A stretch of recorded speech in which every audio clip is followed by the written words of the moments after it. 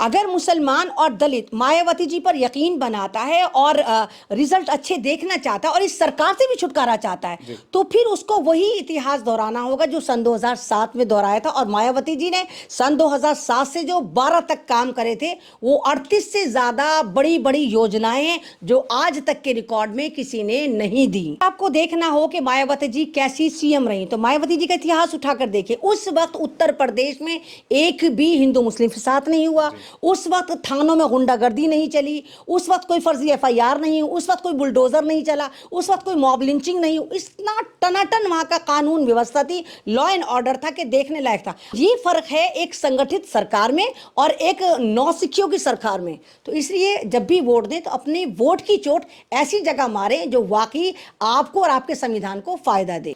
नमस्कार, मेरा नाम है सुरेंद्र सिंह और आप देख रहे हैं एसएम न्यूज़। आज हमारे साथ वो महान शख्सियत मौजूद हैं जिनके एक इशारे पे बहुत सारी वोट कन्वर्ट हो जाती हैं, जिनको बहुत सारे लोग देखते हैं कि एमएन रिजवी क्या कहने वाली हैं। एमएन रिजवी किसी नाम तारीख के मोहताज नहीं है, लाखों फॉलोवर्स हैं, पूरे देश दुनिया के उनकी चर्चा को लोग देखते हैं और उनके आइडियोज़ पे, उनके कॉन्सेप्ट पे, उनके वर्किंग प्रोफाइल्स पे पूरी नज़र रहती है। एमएन रिजवी हमारे साथ है। एमएन जी, स्वागत है आपका हमारे चैनल। हाँ, शुक्रिया और बहुत बहुत शुक्रिया कि एसएम न्यूज़ पर मैं एक साल बाद फिर हाजिर हूँ। जी, एक साल बाद। एमएन रिजवी जी, क्या कहना चाहेंगे? इस वक्त जो देश के दलित मुस्लिम हैं उन पे आपकी बहुत नज़र रहती है, आप लगातार सराहनीय कार्य करती रहती हैं, चाहे वो मेडिकल कैंप हो, चाहे वो खाने का हो, चाहे कहीं भी एट्रोसिटी होती है, आप सबसे पहले नज़र आती हैं। तो 2024 के चुनाव बहुत अहम है, क्या कहना चाहेंगे देश के लोगों को, किस तरीके से वह वोट करें, किसको वोट करें? क्योंकि बीजेपी को करें, कांग्रेस को करें, कौन ऐसा लगता है जो देश में दलितों मुस्लिमों का रहनुमा बन के आए? क्या कहना चाहेंगे? देखिए सुरेंद्र जी, जब ये गठबंधन बन रहा था तो बिल्कुल मुझे ऐसा लग रहा था कि थाल में सजाकर बीजेपी को फिर 24 देने की तैयारी करेगी। क्योंकि जब गठबंधन बनता है और आप कहते हैं कि आप तमाम पार्टियों को अपने साथ लेकर चलते हैं, तो यहाँ पर भी आपकी कहीं ना कहीं मंशा जाहिर हो जाती है। बहुत सारे इंटरव्यूज में मैंने यही बोला, अगर गठबंधन आप बना रहे हैं और उस गठबंधन में ओवैसी साहब को शामिल नहीं करा जा रहा है या बदरुद्दीन अजमल को शामिल नहीं करा जा रहा है और सबसे बड़ी दलितों की पार्टी मायावती जी को शामिल नहीं करा जा रहा है, तो फिर दाल में कुछ काला है। मतलब इनको पता था कि अगर मायावती जी की पार्टी को शामिल कर लिया जाता है तो दलित वोट सारा का सारा उन्हीं की तरफ चला जाएगा। हालांकि बेवकूफ लोग हैं, दलित वोट उन्हीं के पास है ना। इतने साल चुप रहने के बावजूद भी दलित वोट वहां से नहीं खिसका। और ओवैसी साहब को, इन लोगों को लगा कि अगर हमने ओवैसी को शामिल कर लिया तो फिर ये ना हो कि आज के बाद तमाम मुसलमान जो वो खाली ओवैसी को वोट देते रहें। तो इन्होंने बड़ी चालाकी दिखाई और जिस तरह गठबंधन बनाया वो नहीं लगा कि ये कहीं ना कहीं देश को बचाने के लिए, ये लग रहा था कि नहीं अपने आप को बचाने के लिए और अपनी गद्दी बचाने के लिए है। लेकिन अभी भी जैसे वक्त है और जिस तरह भारतीय जनता पार्टी मेहनत कर रही है, जोड़ तोड़ कर रही है, ज़बरदस्त तरीके से चंदे में धंधे निकाल के लेकर आ रही है, तो उससे यही साबित हो रहा है कि मुझे तो नहीं लगता कि ये गठबंधन जो बनाकर बैठे में कि कोई खास खिचड़ी बनाएंगे। लेकिन अभी भी आप लोगों के पास टाइम है, जो मुझे सुन रहे हैं या जो आपको देख रहे हैं, जो समीकरण पे नज़र बनाए हुए, कि अभी भी दलित और मुसलमान अगर एक हो जाए तो सवाल ही नहीं उठता कि हम ये कहें कि हाँ मोदी से डरना है तो योगी से डरना है तो अखिलेश से डरना है तो केजरीवाल से डरना, किसी से नहीं डरना। बस हमें संगठन बनाना। और आप देखिए कि सबसे ज़्यादा एक्सप्लॉइट जो होते हैं या तो मुसलमान होते हैं या दलित होते हैं। सबसे ज़्यादा देश में मॉब लिंचिंग किसकी होती है? या तो मुसलमान की होती है या दलित की होती है। सबसे ज़्यादा हक किसके छीने जाते हैं? या तो मुसलमान के छीने जाते हैं या दलित के छीने जाते हैं। इनको इनके मतलब परसेंटेज के लिहाज से कभी कुछ भी नहीं मिलता। जिस तरह देश में 80-20 का खेला ये खेलते हैं, खुद ही कहते हैं कि 80% हिंदू हैं, 20% मुसलमान हैं। इस लिहाज से क्या संसद में 20% मुसलमान हैं? क्या इस लिहाज से दलित हैं वहाँ पर? तो अगर वाकई आपको देश बचाना है और संविधान बचाना है, अगर आप ये चाहते हैं कि वाकई देश भी बचा रहे, संविधान भी बचा रहे और आपका जो एक वकार है, आपकी एक पहचान बची रहे, तो आपको आगे आना होगा और आपको एकजुट होना होगा। आपको कहीं ना कहीं दलित और मुसलमान को एक आकर एक समीकरण बनाना होगा जिससे हम आगे की रणनीति तय करेंगे। आप देखिए कि लोग ये कहते हैं कि मायावती जी चुप रहती, मायावती जी कुछ नहीं बोलती, लेकिन अगर मायावती जी के काम देखे जाएं जो 2007 से लेके 2012 तक हैं, आप ये देखिए कि 88,000 उन्होंने बीटीसी टीचिंग भर्ती करी, 41,000 से ज़्यादा उन्होंने कांस्टेबल लिए, हज़ारों की तादाद में उन्होंने वृद्धा आश्रम बनाए। उन्होंने लखनऊ ले लीजिए, बांदा ले लीजिए, गाज़ियाबाद ले लीजिए, नोएडा ले लीजिए, यहाँ पर हॉस्पिटल बनाए, प्राइमरी स्कूल बनाए, मिडिल स्कूल बनाए, सीनियर सेकेंडरी स्कूल बनाए, पॉलिटेक्निक बनाए, बहुत सारे कॉलेजेस बनाए, वृद्धा आश्रम बनाए, मतलब क्या क्या नहीं करा। सड़कें बनाई, गंगा हाईवे उन्होंने बनाया, नोएडा हाईवे उन्होंने बनाया। इतने होने के बावजूद आप ये देखें कि मायावती एक ऐसे किरदार का नाम, एक ऐसी सोच का नाम, क्योंकि मायावती जी की जो पार्टी है बसपा, बसपा जो है वो कोई ऐसा नहीं कि लोगों को जमा कर करके चवन्नी अठन्नियां जमा करने की पार्टी है, नहीं, वो चिल्लड़ जमा नहीं करती। ये एक संगठन का नाम है, मायावती एक सोच का नाम है, एक इनकलाब का नाम है। मायावती किसी पार्टी का नाम नहीं, किसी लेडी का नाम नहीं, वो एक सोच बांटती है, आपको एक जीने का सलीका, आपको एक आगे जाने की सोच देती है कि आपको अपना लाइफ का जो गोल है आपको कहाँ फोकस करना है।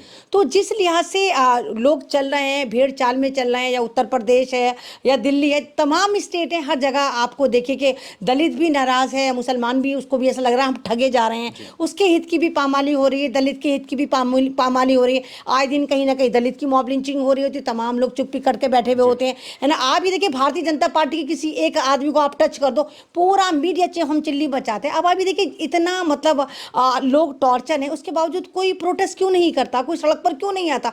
दो चार लोग जाकर अगर आप जंतर मंतर पे जाकर ड्रामे कर आते हो, ऐसा कुछ नहीं होता।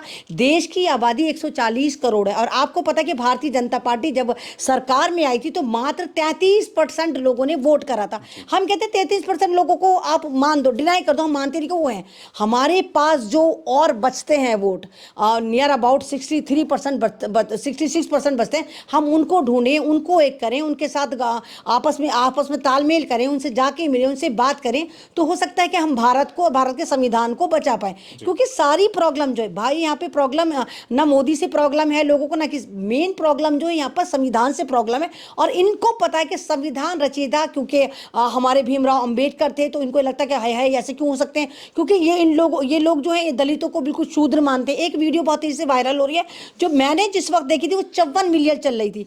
मतलब वो एक क्या ना दलित बंदा था जो शादी में इन लोगों के साथ, ये जो स्वर्ण जाति वाले होते हैं इनके साथ बैठ के खा रहा था, तो उसको वहां से भगा देते हैं। वो 54 मिलियन चली। तो मतलब जब आप ये कह रहे हैं कि नहीं डिजिटल भारत चल रहा है और तमाम दुनिया में डंका बज रहा है, तो आप तो अपने मुल्क में आप एक तरफ तो जब वोट होता है तो आप 80% कह के खटाक से दलित को हिंदू बना देते हैं, लेकिन जब बात समानता की आती है, बात बराबर में बिठाने की आती है, बात रोटी बेटी की आती है, तो आप कहते हैं अछूत है। जब बात मंदिर में जाने की आती है तो आप कहते हैं अछूत है।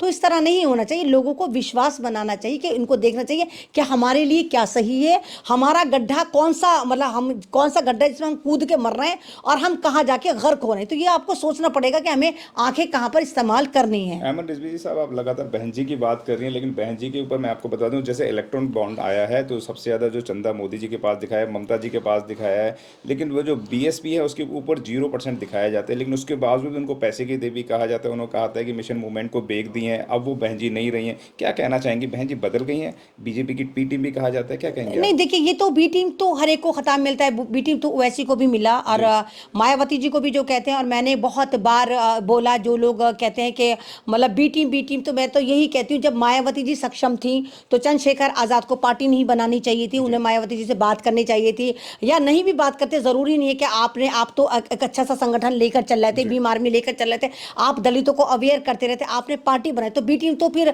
सही मायने में अगर देखा जाए तो चंद्रशेखर की टीम बी टीम है, मायावती जी की टीम कहाँ बी टीम हो गई। 40 साल से वो पार्टी बनी हुई जो काशीराम जी ने बनाई थी, और आप उनको बी टीम इसलिए कह रहे हैं, इनको पता है कि नकटे ही नाक वाले को हंसे, इनको पता है कि मुसलमानों की अगर बात करनी हो तो ओवैसी को बी टीम बना देते हैं, और अगर दलितों की बात करनी है तो मायावती को बी टीम बना देते हैं। ये मोरल डाउन करने के लिए करते हैं। लेकिन आप अभी भी देखिए कि मायावती जी, जिसको इनको कहते हैं साइलेंट हैं, खाली ट्यूट करती हैं, अभी भी अगर मायावती जी अपने टिकट देती हैं तो वहाँ सबसे ज्यादा जो सम्मानित नजरों से देखती हैं, उत्तर प्रदेश में तो मुसलमानों को ही देती हैं वो। आप कांग्रेस का रेशियो देखिए, आप तमाम पार्टी का रेशियो देखिए, आम आदमी पार्टी का रेशियो देखिए, ये कहाँ मुसलमानों को पूछ रहे हैं। दिल्ली में 7 सीटें हैं, और दिल्ली की ओखला वाली सीट है या सिलमपुर वाली सीट, दो सीटें हैं, यहाँ पर आराम से मुसलमान सीट निकाल सकते हैं, लेकिन नहीं दिया जाता। इनको पता कि अगर 2 सीटों पे मुसलमान चला गया, वो भी कैपिटल से चला गया, तो दुनिया देखेगी कि देखो राजधानी से 2 मुसलमान चलेगा, तो ये अपनी हक की बात करेगा और राजधानी की बात करेगा, दिल्ली की बात करेगा, तो ये देते ही नहीं है। तो फिर बी टीम कौन है और ए टीम कौन है, तो लोगों को डिसाइड करना चाहिए। जो सबसे ज्यादा टिकट वितरित का काम करते हैं, मतलब टिकट देने का काम करती हैं, बहन जी करती हैं, और वो भी मुस्लिम समाज को देने का काम करती हैं, लेकिन मुस्लिम का जो अट्रैक्शन है वो काफ़ी हद तक या तो कांग्रेस की तरफ है और या फिर समाजवादी की तरफ है। क्या कहना चाहेंगे कि जो अभी बहन जी ने कहा था कि दलित मुस्लिम मिलकर बना रहे हैं सरकार, तो क्या लगता है कि दलित मुस्लिम कितना इस वक्त सरकार बना पाएगा, या मुस्लिम लोगों से आप लगातार मिलती रहती हैं, उनके दिलों की बात सुनती हैं, उन्हें हकों की बात करती हैं, तो क्या लगता है कि जो मुस्लिम समाज है वो इस वक्त कहाँ जाने वाला है? देखिए, मुस्लिम समाज तो अभी साइलेंट बैठा हुआ है और इनका समझ में नहीं आता है, लेकिन हाँ जिस तरह आपने देखा था कि जब उत्तर प्रदेश में भी इलेक्शन थे तो उसमें तमाम मुसलमानों ने भर भर के अखिलेश यादव को वोट दिया था। सबको पता था कि गठबंधन की सरकार बनेगी। क्या हुआ? वोट बेकार हो गया, वोट बेकार हुआ, बीजेपी फिर आ गई। लेकिन अब बार बार कब तक आप ट्राई करते रहेंगे? और अखिलेश कब आपके हितों की बात करते हैं, अखिलेश कब दलितों की बात कर रहे हैं, अखिलेश कब मुसलमानों की बात कर रहे हैं? वो तो सही मायनों में जहां मुसलमान सीट है वहां मुसलमानों को टिकट तक नहीं दे रहे हैं। तो ये सारे के सारे सॉफ्ट हिंदुत्व पे चल रहे हैं। सबको ये है कि नहीं, हिंदुओं को हमें नाराज नहीं करना। लेकिन इसी बीच अगर आप ओवैसी साहब को उठाकर देखते हैं, आप मायावती जी को उठाकर देखते हैं, तो ये सॉफ्ट हिंदू पे नहीं चल रहा है, ये काम पर चल रहा है, ये संख्या पर देख रहे हैं कि कहां पर कितनी संख्या में लोग रहते हैं, उस लिहाज से ये टिकट को तकसीम करते हैं। और मायावती जी को तो मैंने देखा कि मायावती जी ड्राइवरों को टिकट दे देती है। आपको कुंवर दानिश याद होंगे, अमरोहा से, वो तो ड्राइवर थे। जब 19 में उन्होंने अपने जिनके यहाँ ड्राइवर थे उनसे कहा कि मैं लड़ना चाहता हूं, तो उन्होंने कहा मेरी बहन मायावती है, मैं उनसे बात करता हूं। तो उन्होंने मायावती जी से बात करी, मायावती जी ने टिकट दे दिया। और पहले ही राउंड में, क्योंकि वहां वोट पक्का पकाया था, वहां कोई कुंवर दानिश को नहीं जानता था, वहां मायावती जी को जानते थे, उनसे मोहब्बत थी। इसी वजह से कुंवर दानिश पहले ही शॉट में जीतकर संसद में पहुंच गए। तो ये मायावती जी का खड़ा हुआ संगठन है। और तमाम जो वितरण चल रहा है, और संगठन के मामले में या तो भारतीय जनता पार्टी मजबूत है या मायावती मजबूत है। तो क्या लग रहा है कि इस वक्त जो उत्तर प्रदेश, खासतौर से कहते हैं उत्तर प्रदेश का रास्ता जो है वो प्रधानमंत्री की गद्दी के लिए जाता है, तो उत्तर प्रदेश जहां मुस्लिम समाज सपोर्ट कर देगा वो राज सत्ता पर वही बैठेगा, तो मुस्लिमों के दिल की बात कहां पे जा रही है? नहीं देखिए, मुसलमान तो मैंने कहा ना अभी चुप है। मुसलमान इस बार अखिलेश से बहुत नाराज है ना। बीजेपी को मुसलमान ने वोट, बीजेपी को मुसलमान वोट देगा नहीं। बची कौन सी पार्टी? मायावती जी बची।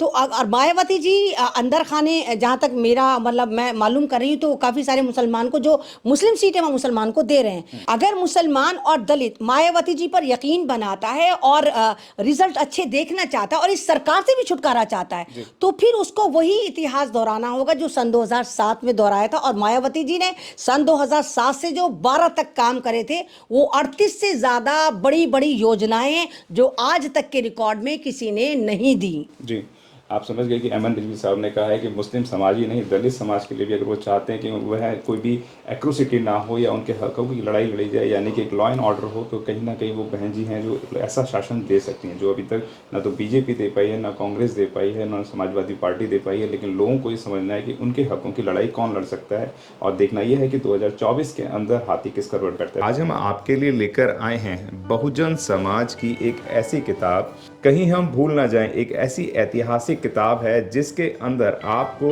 ऑडियो वीडियो देखने को मिलना है। ये पहली बहुजन समाज की ऐतिहासिक किताब है जिसके अंदर आप वीडियो भी देख सकते हैं। अब किताब के अंदर कैसे वीडियो देख सकते हैं ये मैं आपको पहले दिखा दूं। आइए तो हम देखते हैं। सबसे पहले आपने करना ये काम है कि किसी भी पेज पर मोबाइल द्वारा आप गूगल पे जाएंगे और गूगल पे जाने के बाद आपको कैमरे का निशान नजर आता है। इस कैमरे पे आप क्लिक करेंगे तो ये QR कोड को स्कैन कर लेगा। स्कैन करने के बाद यहाँ पर आप देखेंगे ये लिंक आ गया। आप जैसे लिंक पर क्लिक करेंगे आपकी वीडियो चालू हो जाएगी, यानी कि आपको एक सटीक जानकारी मिलने वाली है, एक ऑथेंटिक जानकारी मिलने वाली है।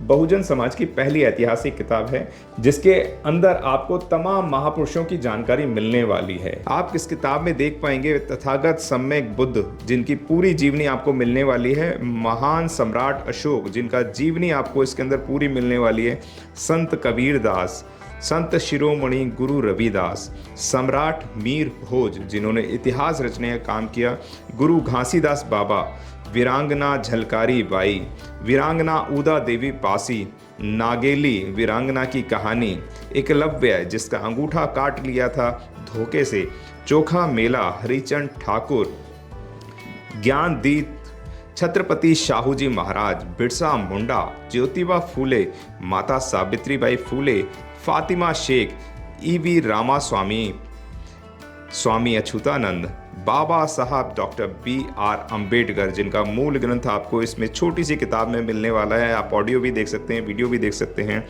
माता रमाबाई, मोतिया रावण कंगाली, सरदार उधम सिंह, ललई सिंह यादव, दशरथ मांझी, शिव दयाल सिंह चौरसिया, कपूरी ठाकुर, भवरी देवी, मान्यवर काशीराम साहब जिन्होंने इतिहास को दोबारा दोहराने का काम किया था, वीरांगना फूलन देवी, बहन कुमारी मायावती, संकल्प भूमि और पूना पैक्ट बहुजन समाज का एक मूल ग्रंथ यह आपके पास आ गया है और आप इसको बिल्कुल भी देरी ना करें। तो साथियों, अगर आप ये किताब मंगाना चाहते हैं तो डिस्क्रिप्शन बॉक्स में जो आप नंबर देख रहे हैं, इस नंबर पर आप हमें अपना ऑर्डर बुक करा सकते हैं। कितनी किताब आपको चाहिए